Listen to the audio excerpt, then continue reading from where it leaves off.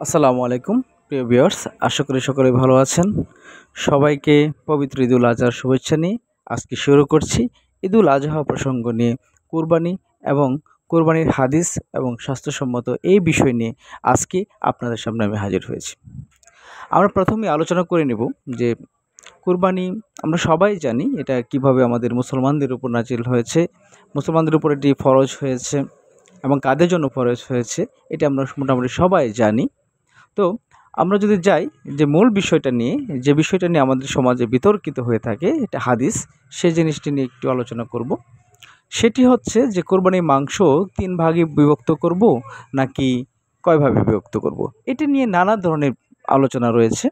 তো এটা নিয়ে আমি বিভিন্ন দিক ঘেঁটে দেখলাম যে আসলে কোরবানির মাংসটা যিনি কোরবানি দিয়েছেন তার উপর ডিপেন্ড করবে যে কতটুকু সে নিজের অংশ রাখবে আর কতটুকু তার আত্মীয়স্বজন এবং দরিদ্রদের মধ্যে রাখবে। এটা নিয়ে ফিক্সড 3 বন্ডে করতে হবে, 3 ভাগ করতে হবে, এটা ফিক্সড কোনো হাদিসে দেওয়া নাই। করে মাংস যিনি কোরবানি দেবেন সে নিজে সম্পূর্ণটা খেতে পারবেন এবং সে যদি মনে করেন যে আমার কাউকে দেওয়া উচিত, কাউকে দিতে হবে, সে আত্মীয়স্বজন, গরিব মিসকিন দিতে পারবেন, এতে কোনো সমস্যা নেই। আরেকটি বিষয় যেটি বিষয় হচ্ছে, গুরুত্বপূর্ণ বিষয় হচ্ছে এটি সমাধান নিতেই হবে আমাদের সবাইকে, অবশ্যই সমাধান নিতে হবে। যাদের এই কুরবানির যে বজ্র হবে, এই কুরবানির জবাই দেওয়ার পর রক্ত এবং নানা ধরনের বুড়িটা কাটা হবে, আবর্জনা জন্ম নেবে, এই আবর্জনাটা, এই রক্তগুলো আমাদের অবশ্যই যথাযথ স্থানে পুঁতে রাখতে হবে। এটা যদি আমরা না করি, যে কাজটা আমাদের করতেই হবে, সেটি একদিকে আমি কোরবানি দিলাম, দেখা গেল সমাজ বা পরিবেশের আবহাওয়া নষ্ট করলাম, বায়ু দূষণ করলাম, এতে দেখা যাবে নানা ধরনের রোগ জীবাণু পরবর্তীতে সৃষ্টি হবে। এই কাজটা আমরা কোনো অবস্থাতে করব না। একটি হাদিস অবশ্যই কখনোই আমরা কোরবানি দিয়ে পরিবেশের ক্ষতি করব না। কোরবানি দিয়ে আমরা কোনো সময় সমাজের ক্ষতি হোক, স্বাস্থ্য ব্যাঘাত হোক, পরিবেশ দূষণ হোক, এই কাজটা আমরা কোনো সময় করব না।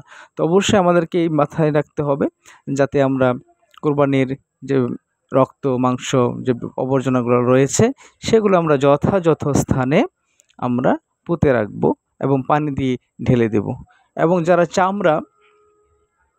চামড়াটি অবশ্যই সেলানোর পর অবশ্যই আমরা লবণ দিয়ে রাখবো যাতে চামড়ার গুণাগুণ মান রক্ষা পায়, সেদিকে আমাদের খেয়াল রাখতে হবে।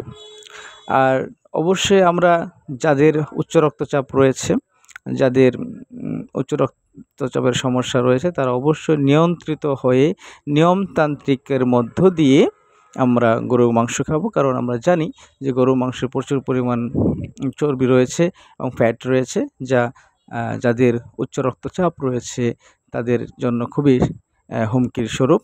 আমরা সেদিকে খেয়াল করে মাথায় রেখে আমরা গরুর গোশত খাবো।